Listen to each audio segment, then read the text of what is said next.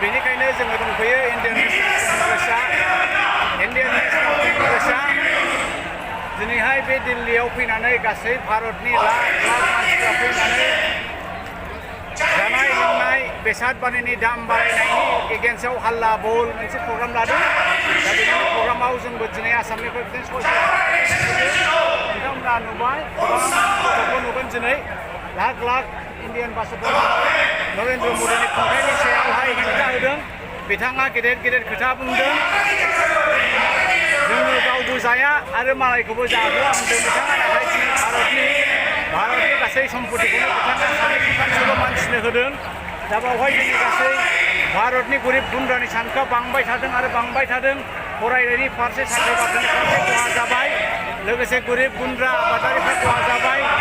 आरो बे गासैखौबो लानानै दिनैहाय जोङो मोनसे सिन्था जे जोङो बिजेपिनि एगेन्स्ट हेंथा खालामगोन आरो गाबोन समफोरनिफ्रायनो 7 तारिखनिफ्राय राहुल गान्धीनि दैदेननायाव जोङो कन्याकुमारिनिफ्राय लानानै जम्मु काश्मीरसिम मोनसे पदयात्रा थाबायनानै लागोन। बेबो 7 तारिखनिफ्राय जागोन।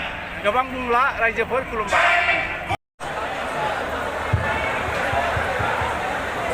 खुलुमबाय गासै बड'लेण्डनि नायगिरि बिथांमोननिसिम आङो खुलुमबाय। जोङो बे समावहाय दिल्लीनि रामलीला मैदानाव दङ।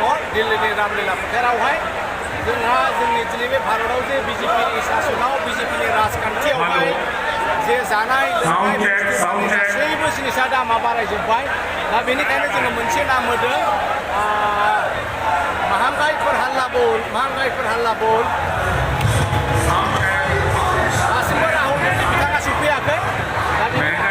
दा हाजार मानसिया फैजेनबायानो। स्टार्टिं प्रग्रामा जाजेनबाय।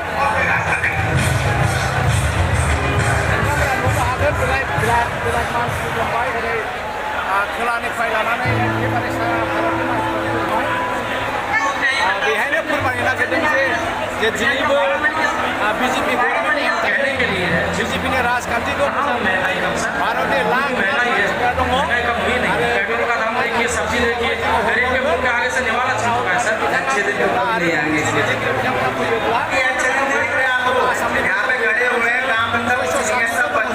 आसामनिफ्राय आबादावथ' बायनो दंबाय।